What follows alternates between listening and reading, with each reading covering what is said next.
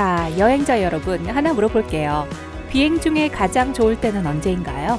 이륙? 착륙이라고요? 혹시 비행기가 구름 바로 위에 오르는 순간은 어떨까요? 아, 경치는 정말 마법 같아요. 하지만 비행기가 더 높이 올라가기 시작하면 어떻게 될지 궁금해 본 적이 있나요? 답을 알아볼 시간입니다. 하지만 먼저 아래 댓글에서 더 높은 고도로 비행하고 싶었던 적이 있었는지를 알려주세요. 비행기가 그렇게 높이 나는 데는 크게 3가지 이유가 있습니다. 당연히 비용 절감과 관계가 있습니다. 높이 날수록 더 빨리 가고 비용도 적게 들죠. 공기 분자가 그 원인인데요. 비행기가 더 높이 날 때 위에서 아래로 미는 공기가 적어지고 따라서 공기 분자가 더 많이 퍼져 공기 밀도가 감소합니다. 저도 제 몸의 밀도가 그런 식으로 줄어들었으면 좋겠어요. 항공기가 더 희박한 공기 분자 속을 비행할 때 충분한 공기를 얻고 스스로 들어올리기 위해 속도를 조절해야만 합니다. 속도와 공기가 부족하면 비행기가 위험한 스톨에 빠질 수 있죠. 비행기 제어가 힘들어지는 기능 정지 상태를 뜻하는데요. 그 얘기는 잠시 후에 더 하도록 할게요. 그때 바로 노트가 작동하게 됩니다. 필기할 때 쓰는 그런 노트 말고요. 여기서 노트는 풍속을 측정하는 데 사용되는 단위입니다. 여러분이 1220m 바로 위에 오르고 있다고 상상해보세요. 속도계를 보니 대기 속도가 250노트라는 것을 알 수 있습니다. 11,600m에 도달해서 다시 대기 속도를 확인했는데 여전히 250노트입니다. 하지만 비행기의 진 대기 속도를 측정하면, 즉 얼마나 빠른 속도로 바람이 엔진 속으로 들어가는지를 측정하면 그 속도는 450노트에 달합니다. 그래서 비행기가 더 높은 고도에서 빠르게 이동할 때 연료를 덜 소비하면서도 목적지에 더 빨리 도착하게 됩니다. 윈윈이죠. 또 다른 이유는 편안함입니다.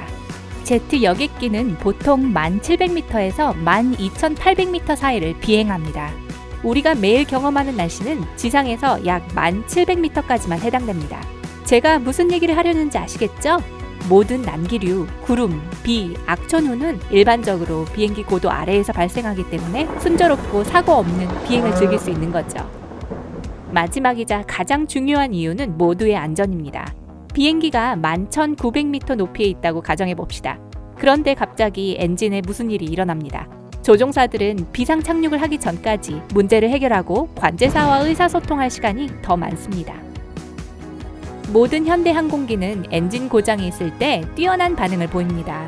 우리 대부분은 항공기 엔진이 멈추면 바닥으로 곤두박질 칠 거라고 생각하죠. 다행히 그렇지는 않습니다. 엔진 작동이 멈추면 기체는 미끄러지듯 활공합니다. 1m 하강할 때마다 16에서 17m를 앞으로 이동하죠. 이 시간 동안 조종사들은 공항에 가까이 가서 비상 착륙을 할 수 있는 충분한 시간이 있습니다. 이제 더 높이 나는 것이 더 편안하고 더 경제적이고 더 안전하다는 것을 알게 되었는데요. 그렇다면 여객기가 더 높이, 더 빨리 나는 것이 이치에 맞지 않을까요? 글쎄요, 그건 좀 복잡한 문제입니다. 제가 앞에서 말한 것처럼 공기 분자의 수가 적으면 비행기의 대기 속도가 증가할 것입니다. 제트기가 더 높이 날 수 없는 주요 원인 중 하나가 엔진을 통과하는 공기가 충분하지 않기 때문입니다. 에베레스트 산을 오르는 사람을 생각해보세요. 더 높이 올라갈수록 폐 안으로 들어가는 공기도 적어지죠. 충분한 산소 없이 인간의 몸은 제대로 기능할 수 없습니다. 항공기 엔진에도 동일한 원리가 적용됩니다. 충분한 산소가 연료 분자와 섞여야 연소가 발생하고 추력이 생깁니다. 공기 밀도가 감소하면 엔진 추력도 감소합니다. 처음 비행기에 탑승했을 때를 떠올려 보세요. 거대한 비행기가 땅 위에 있을 때는 엔진이 열심히 움직이는 소리가 들립니다. 그러나 같은 항공기가 고도 1700m를 넘게 되면 엔진은 고도 유지를 위한 충분한 추력을 내기 힘들죠. 온도도 문제가 될 수 있습니다. 지상에서 섭씨 25도의 온도가 높은 고도에서는 영하 51도까지 떨어질 수 있습니다. 온도가 내려가면 음속에도 영향을 미칩니다. 그래서 압력과 기온 변화에 따라 수정된 진대기 속도가 사용됩니다.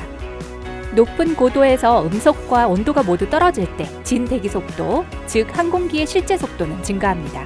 그리고 한순간 둘이 만나게 됩니다. 조종사들은 이 지점을 코핑 코너라고 부르는데 매우 위험한 상황입니다. 비행기가 그 지점에 도달해서 감속하면 저속 스톨 현상이 발생합니다.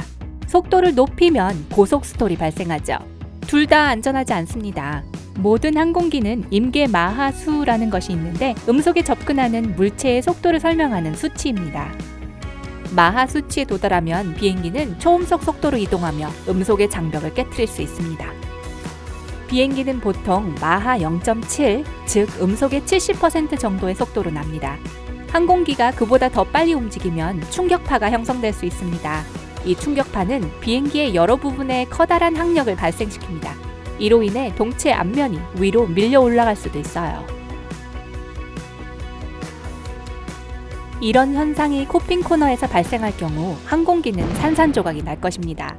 그래서 조종사들이 지정된 마하율을 넘어 운행하는 것이 허용되지 않는 거죠. 물론 초음속까지 도달하기 위해 고안된 비행기들도 있지만 그것들은 연구와 군사적인 목적으로 만들어졌습니다. 특정 고도에서 항공기는 최소 속도 제한과 최대 속도 제한이 있습니다. 안전을 위해 조종사들은 최대 고도 약 180m 아래에서 비행합니다. 그러나 때로는 예기치 못한 일이 발생하기도 하고 조종사는 비행기가 이런 상황에 처했을 때 대처하는 방법을 알아야 합니다. 여객기가 높은 고도에서 낮은 속도로 날고 있다고 가정해 봅시다. 드문 일이기는 하지만요. 예를 들어 조종사들이 체스를 두면서 주의를 기울이지 않고 있다고 가정해 볼게요. 비행기 속도가 저절로 떨어지지는 않지만 스로틀에 문제가 있거나 고장이 나면 속도가 느려지기 시작합니다. 가장 먼저 일어날 일은 항공기가 음성 명령과 요란한 경보를 사용하여 조종사에게 이 사실을 알리는 것입니다. 그러면 조종사들은 즉시 행동을 취해야 하겠죠. 항공기가 더 느리게 갈수록 항력은 증가합니다.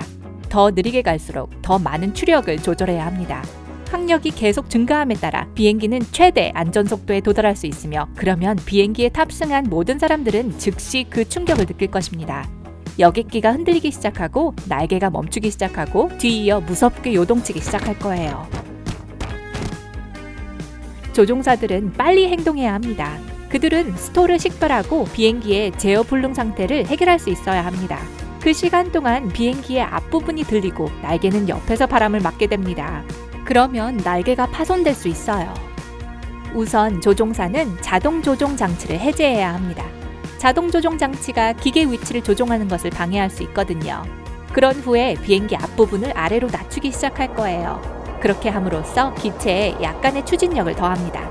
충분히 낮춰지면 비행기가 속도를 내도록 약간의 추력을 더합니다.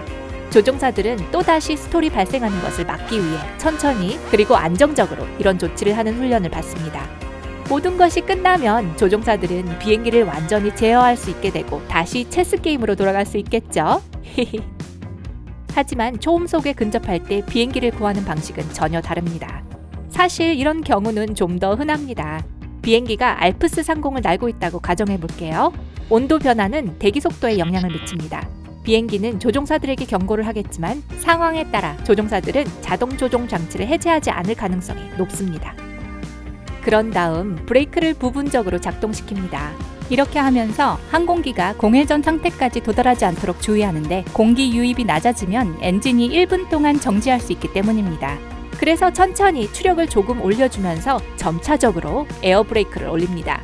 모든 것이 느린 동작으로 이루어지는데 갑작스러운 변화는 충격파를 일으켜서 비행기가 뒤집히게 할 수 있어요.